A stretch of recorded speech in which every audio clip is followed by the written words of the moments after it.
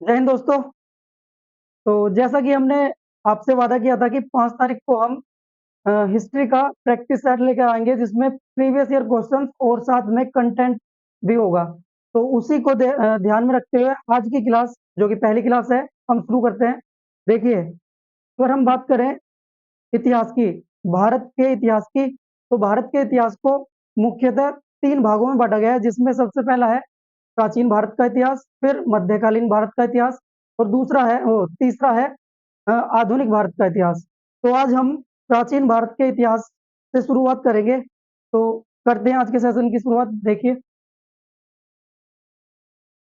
तो अगर हम बात करें भारत के इतिहास की, और भारत के इतिहास में भी प्राचीन भारत का इतिहास, एक सेकेंड।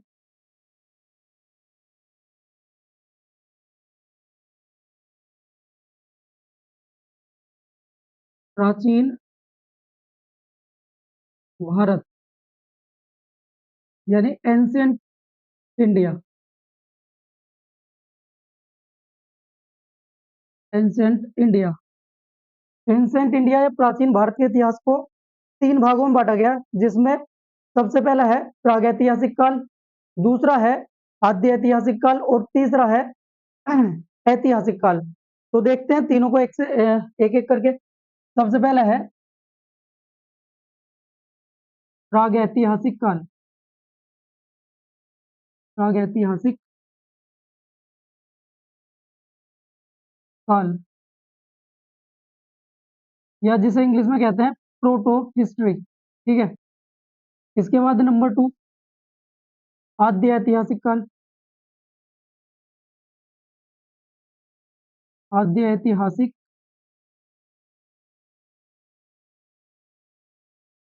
काल। नंबर 3 ऐतिहासिक काल या फिर हिस्टोरिक पीरियड।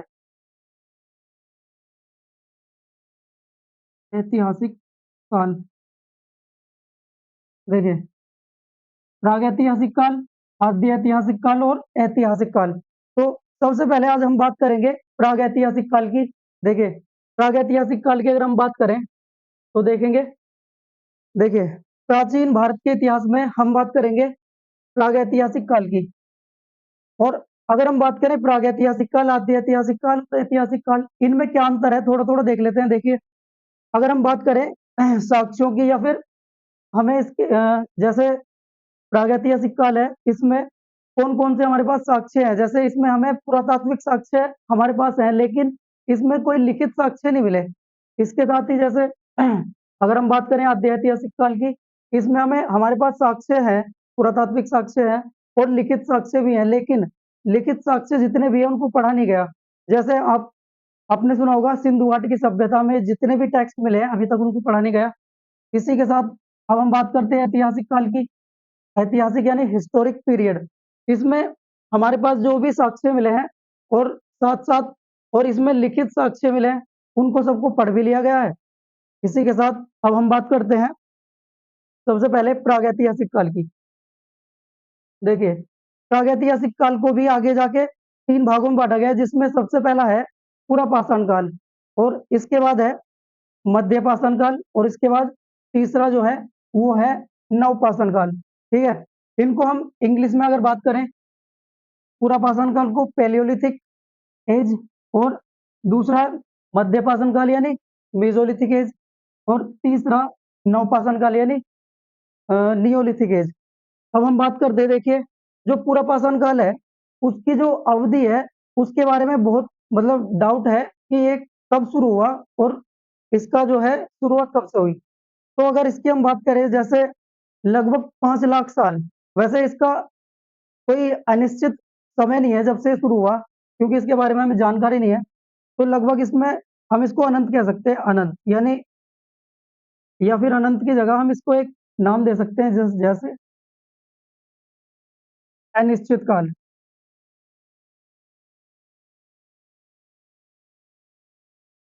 अनिश्चित काल से लेके ये लगभग चलता है 8000 BC तक। 8000 BC यानी बिफोर क्राइस्ट। और इसमें क्या हुआ था, मानव ने सबसे पहले आग का आविष्कार कर लिया था, ठीक है। इसमें आग का इन्वेंशन हो गया था, और लेकिन आग का इसने आविष्कार तो कर लिया था, पर उसको यूज करना नहीं आता इसको। और इसमें क्या था, मनुष्य आखेटक यानी शिकारी था, आखेटक या फिर शिकारी, और भोजन संग्राहक या भोजन को वो इकट्ठा करके, इसमें क्या रहता है, भोजन इकट्ठा करता था यानी अपने जीने के लिए, ठीक है। इसी तरह से अगर हम बात करें मध्य पाषाण काल में, तो मध्य पाषाण काल की जो अवधि है वो लगभग 8000 बीसी से ये चलता है 4000 बीसी तक, 4000 बीसी, ठीक है। और इसमें सबसे बड़ी उपलब्धि ये थी, जो मध्य पाषाण काल है, इसमें जो मानव ने पशुपालन शुरू कर दिया था, ठीक है, पशुपालन। तो अगर हम बात करें पशुपालन के साक्ष्य, तो इसी समय देखने को मिले हैं। और इसके बाद नंबर 3 है जो नवपाषाण काल है, इसकी भी कुछ विशेषताएं थी, जैसे यहाँ पे क्या हुआ, इसकी जो सबसे पहले पीरियड देखते हैं, इसकी जो अवधि है वो लगभग है 4000 बीसी से लेके 2500 बीसी तक, यानी जो सिंधु घाटी सभ्यता उससे जस्ट पहले, ठीक है। और इसमें क्या था, इसमें सबसे बड़ी जो उपलब्धि थी मनुष्य की वो थी पहिए का आविष्कार। पहिए का जो आविष्कार हो गया था इसी पीरियड में हुआ था, ठीक। तो ये थे कुछ फैक्ट्स जो हमें इनसे संबंधित पता होने चाहिए। अब इसके बाद देखिए, ये तो हो गया हमारा कंटेंट। अब इसके बाद अब प्रीवियस ईयर में जितने भी क्वेश्चन आए हैं अब तक, लगभग 2023 तक, तो हम इनको कवर करेंगे इसी क्लास में, इसी टॉपिक से संबंधित, यानी प्रागैतिहासिक काल के जितने भी क्वेश्चन हैं वो आज हम इसमें कवर कर लेंगे। तो सबसे पहले अगर हम बात करें, आज का पहला क्वेश्चन वो है, देखिए कैसे है, मनुष्य के आरंभिक विकास के प्रागैतिहासिक काल को सामान्यतः डैश के नाम से जाना जाता है। तो बताएंगे इसमें कौन सा ऑप्शन है इसका, पुरापाषाण युग, मध्य पाषाण युग, या फिर लौह युग, या नवपाषाण युग। एक बार फिर से देखेंगे, यानी हमें बताना है कि जो मनुष्य का आरंभिक विकास है, उस समय जो प्रागैतिहासिक काल चल रहा था, उसका जो सबसे पहला जो पीरियड था उसको किस नाम से जानते हैं। तो इसका जो राइट आंसर है वो है ए फॉर अमेरिका। या फिर हम अगर देखिए, आज से हम कुछ नया करेंगे, जैसे ए फॉर अमेरिका कह दिया, जैसे इसी तरह से हम वर्ड्स भी ले सकते हैं इंग्लिश के, कुछ भी, ए फॉर एंशियंट, ठीक है, इस तरह से। तो इसका जो राइट आंसर है वो है पुरापाषाण युग। इसके बाद नंबर 2 देखेंगे, इसमें क्या है, भीमबेटका का पुरापाषाण काल, भीमबेटका पुरापाषाण काल का एक प्रसिद्ध स्थल है जो भारत के किस राज्य में स्थित है, ठीक है। देखते हैं, बिहार, उत्तर प्रदेश, राजस्थान, या फिर मध्य प्रदेश, ठीक है। तो भीमबेटका किस राज्य में है जो कि पुरापाषाण कालीन स्थल है। देखिए इसका जो राइट आंसर है वो है ऑप्शन डी, ठीक है, डी फॉर दिल्ली। तो इसका जो राइट ऑप्शन है मध्य प्रदेश, और ये भोपाल के पास पड़ती है जगह भीमबेटका। इसके बाद है नंबर 3, निम्नलिखित में से किस युग के दौरान भारत में शुतुरमुर्ग पाए गए थे, ठीक है। ऑप्शन ए मध्य पाषाण काल, बी ताम्रपाषाण काल, सी नवपाषाण काल, या डी पुरापाषाण काल। तो बताना है कि भारत में पुरापाषाण काल में, देखिए पुरापाषाण काल तो इसका आंसर ही है। तो इसमें जो है ना शुतुरमुर्ग जो भारत में पाए जाते थे, वो पुरापाषाण काल में इसके साक्ष्य मिले हैं, पुरापाषाण काल, ठीक है। तो ऑप्शन ही बता दिया हमने डायरेक्ट। चलिए आगे देखते हैं इस बार। नंबर 4, पुरापाषाण युग की अवधि लगभग, मतलब पुरापाषाण काल की जो अवधि है वो बतानी है।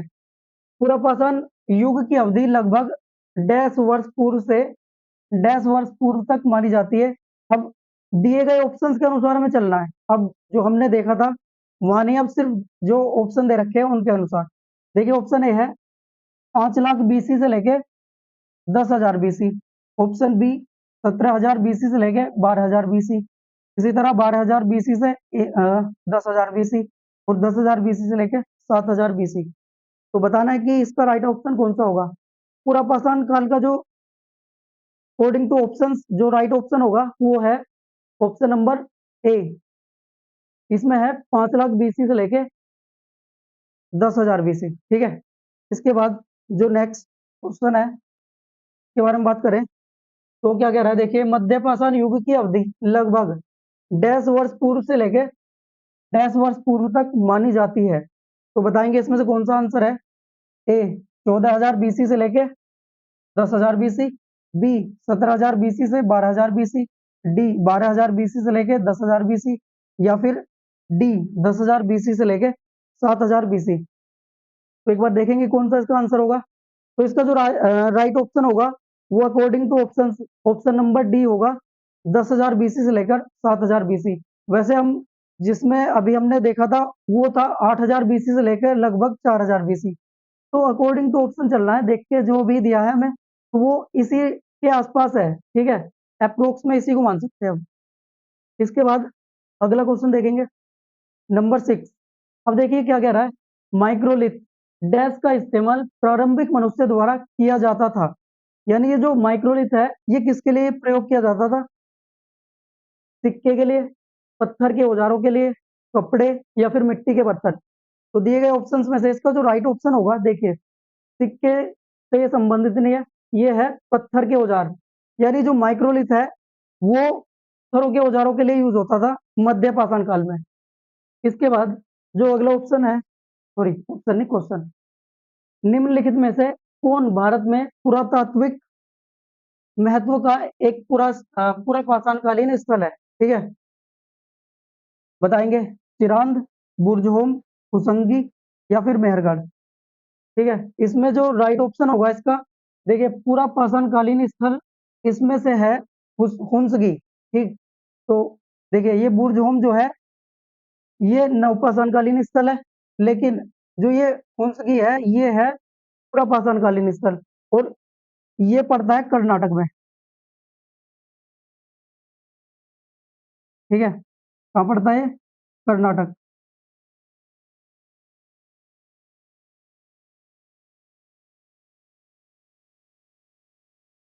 इसके बाद आगे देखेंगे, देखिए नेक्स्ट क्वेश्चन है, निम्नलिखित में से किसे प्राचीन पाषाण युग के रूप में जाना जाता है।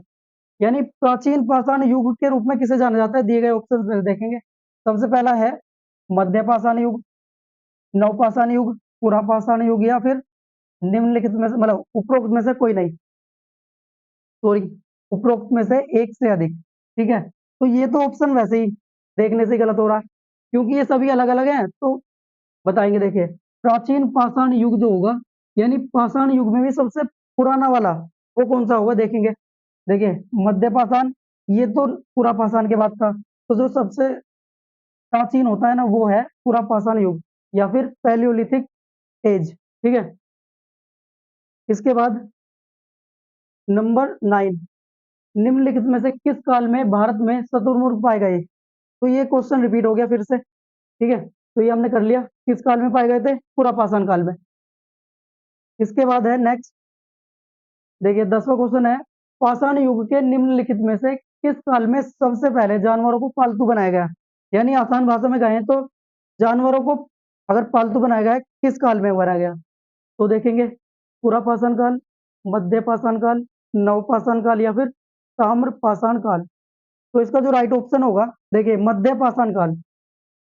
यानी इसी काल में जो जानवर थे, जैसे सबसे पहले अगर पालतू बनाया गया है तो वो मध्य पाषाण काल में बनाया गया था।